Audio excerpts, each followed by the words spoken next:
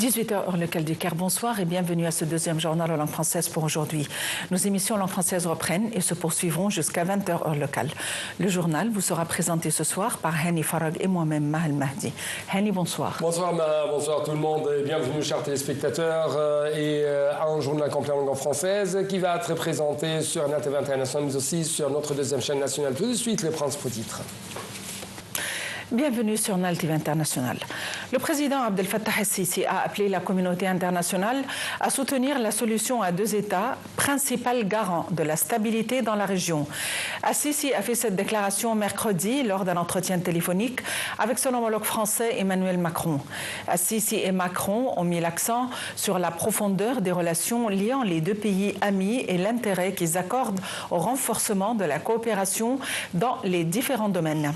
Les deux dirigeants ont souligné l'importance de poursuivre les consultations et la coordination entre le Caire et Paris concernant les dossiers régionaux et internationaux d'intérêt commun. Le chef de l'État a passé en revue les efforts déployés par l'Égypte en vue de garantir l'application intégrale de l'accord de cessez-le-feu dans la bande de Gaza. Le président a également passé en revue avec Macron les plans de la reconstruction du secteur. Le président français a de son côté salué les efforts déployés par l'Égypte et son rôle axial dans la restauration de la stabilité au Proche-Orient. L'entretien a abordé en outre la situation en Syrie et au Liban.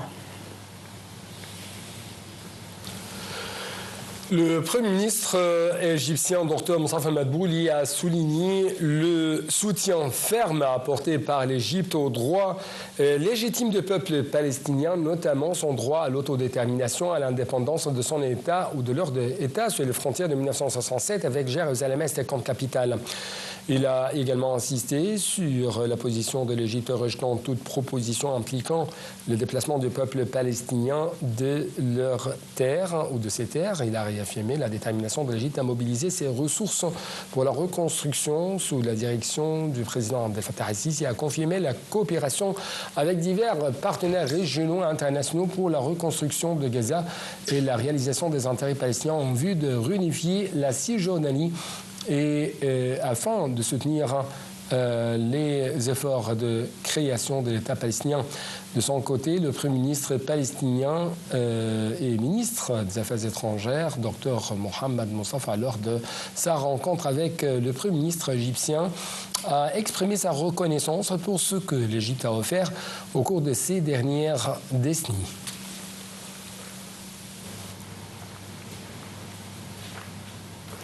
Le ministre des Affaires étrangères et de l'immigration, Dr Badr Abdelhati, a confirmé la poursuite des efforts intensifs de l'Égypte pour faire avancer la mise en œuvre de l'accord de cessez-le-feu à Gaza dans ses trois phases, ainsi que pour garantir l'acheminement de l'aide humanitaire vers le secteur de manière intensive et accélérée afin de répondre aux besoins de la population dans le contexte des conditions humanitaires catastrophiques qu'elle traverse. Il a également souligné le début des préparatifs pour mettre en œuvre des programmes de relèvement précoce et de reconstruction assurant le maintien des Palestiniens sur leurs terres. Cela a été exprimé lors d'un appel téléphonique entre le ministre des Affaires étrangères et Dr Abdellatif Ben Rachid El Zayani, ministre des Affaires étrangères du Royaume de Bahreïn, frère.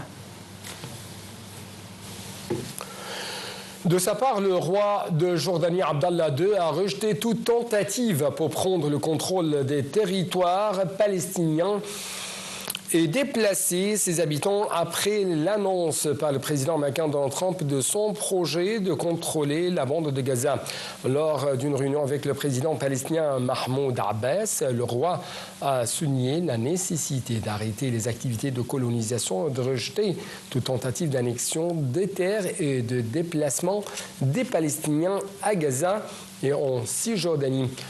Selon un communiqué du palais royal.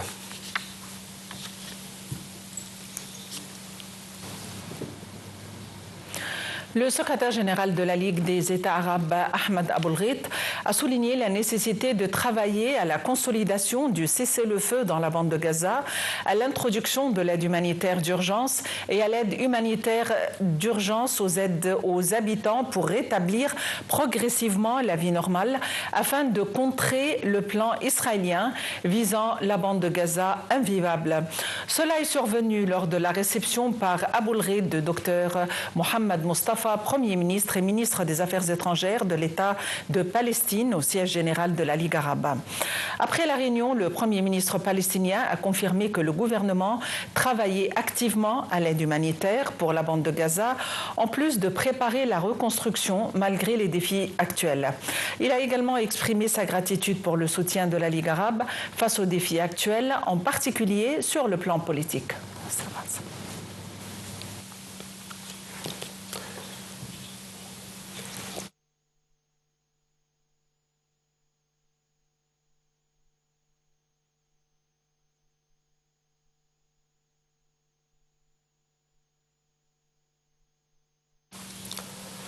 En fait, après des critiques internationales sur le projet d'une prise de contrôle américaine de Gaza et d'un déplacement de sa population, le chef de l'ONU a mis en garde contre un nettoyage ethnique dans le territoire palestinien. Il est essentiel d'éviter toute forme de nettoyage ethnique. C'est ce qu'a souligné le secrétaire général des Nations Unies, Antonio Guterres, devant le comité de l'ONU sur l'exercice de droits inaliénables des Palestiniens. Il a de même rappelé le droit des Palestiniens à tout simplement vivre comme des êtres humains sur leur propre terre.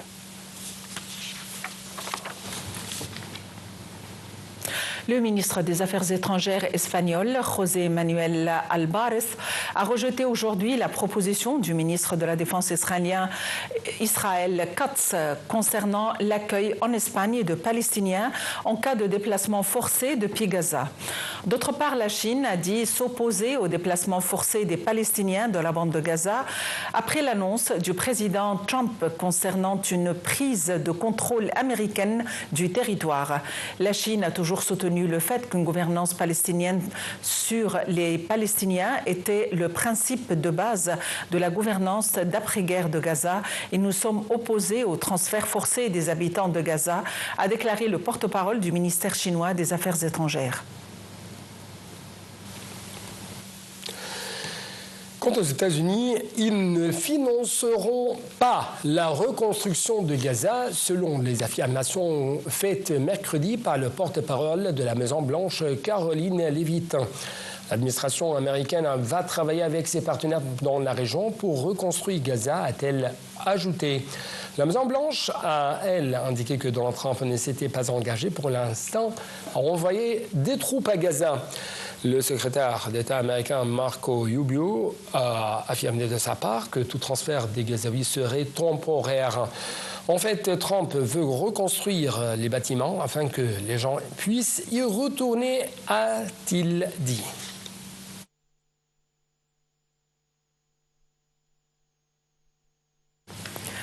Le ministre israélien de la Défense, Israël Katz, a ordonné à l'armée de préparer un plan en vue de permettre aux habitants de Gaza de partir volontairement après les déclarations de Trump sur un potentiel déplacement des Palestiniens de ce territoire.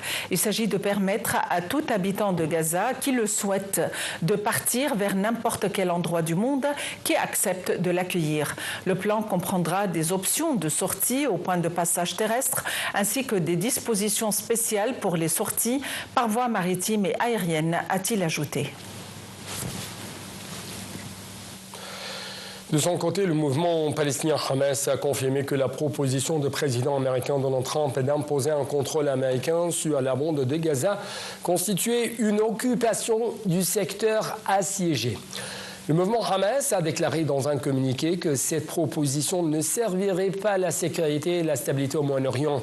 Il a de même appelé l'administration américaine et le président Trump à revenir sur ces déclarations irresponsables et au contraire aux droits internationaux, aux droits naturels du peuple palestinien, à son droit à l'autodétermination et à l'établissement de son État souverain avec Jérusalem-Est comme capitale.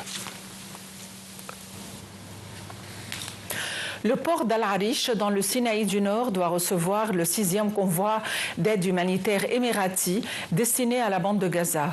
Entre-temps, l'acheminement des aides humanitaires se poursuit vers Gaza à travers les points de passage d'El Ouga et de Karam Abou Salem. Depuis l'entrée en vigueur de la trêve le 19 janvier, au total 3380 camions transportant des aides ont traversé les frontières égyptiennes vers Gaza, dont 238 camions transportant des carburants. En Cisjordanie, occupée par Israël, les forces d'occupation israéliennes ont poursuivi leur agression contre la ville et le camp de Tulkarem pour le 11e jour consécutif. Les forces de l'occupation israélienne ont de même continué d'envoyer de renforts militaires et ont intensifié leur propagation devant l'entrée principale nord du camp. L'escalade de l'agression israélienne contre la ville et son camp a causé de lourds dégâts matériels dans les camps et son infrastructure et a ainsi détruit des dizaines de maisons, des dizaines de magasins et des dizaines quand même des institutions. Les forces de l'occupation israélienne ont également envoyé bloquer la ville de Tamoun et du camp d'Al-Farah au sud du Toubas pour le 5e jour consécutif, tout en continuant de fermer toutes les entrées des deux zones. Le président libanais Joseph Aoun a reçu au palais présidentiel à Ba'bada le premier ministre désigné Nawaf Salem dans l'attente de la déclaration du nouveau cabinet ministériel. Salem a assuré auparavant qu'il œuvrait à former un gouvernement de réforme cohérent et composé de compétences de haut niveau. Il a souligné qu'il ne permettra à aucun blocage d'entraver le travail du gouvernement. Salem a souligné qu'il prêtait attention aux demandes des Libanais et que leurs aspirations sont sa principale motivation. Passons donc en Syrie, où les forces démocratiques syriennes ont annoncé qu'elles n'avaient reçu aucun plan de retrait des forces américaines du nord et de l'est de la Syrie. Il est à noter que les États-Unis considèrent les forces démocratiques syriennes comme un allié principal dans la lutte contre l'organisation Daesh, tandis que la Turquie les considère comme une menace pour la sécurité nationale.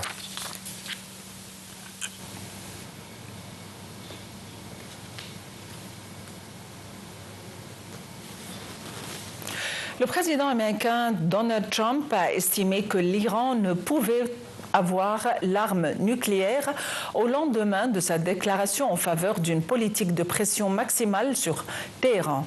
Il a également qualifié de grandement exagérée l'information selon laquelle les États-Unis travaillaient avec Israël afin de réduire l'Iran en miettes.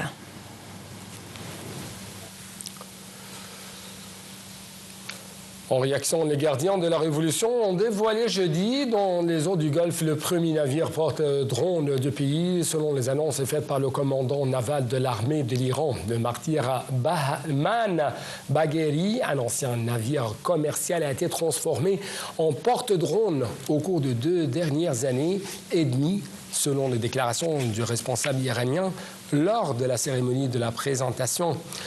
Décrit par ce dernier comme le plus grand projet militaire naval dans l'histoire de la République iranienne, fondé en 1979, le porte-drone est capable de lancer des missiles de longue portée, transporter aussi des hélicoptères.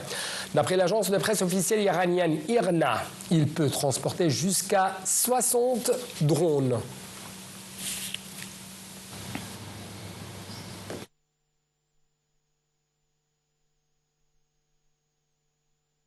Le Premier ministre Mustafa Madbouli a discuté de la situation des travaux de développement dans la région du nord-ouest de la côte méditerranéenne avec un certain nombre d'investisseurs dans le secteur touristique en présence du ministre du Logement. Madbouli a souligné que l'objectif de cette réunion était de rencontrer les investisseurs possédant des terrains sur la côte nord depuis l'ouest de Ras el-Hikma jusqu'à l'est de Marsa Matrouh et coordonner les efforts pour réaliser la vision de l'État en matière de développement de ces zones. Cela vise à augmenter le nombre de touristes visitant la région. Fin de ce journal. Merci de l'avoir suivi. À la prochaine. Merci, chers téléspectateurs. Suivez-nous toujours pour plus d'actualités, de couverture dans NATV ou sur NATV International. Merci beaucoup. À la prochaine.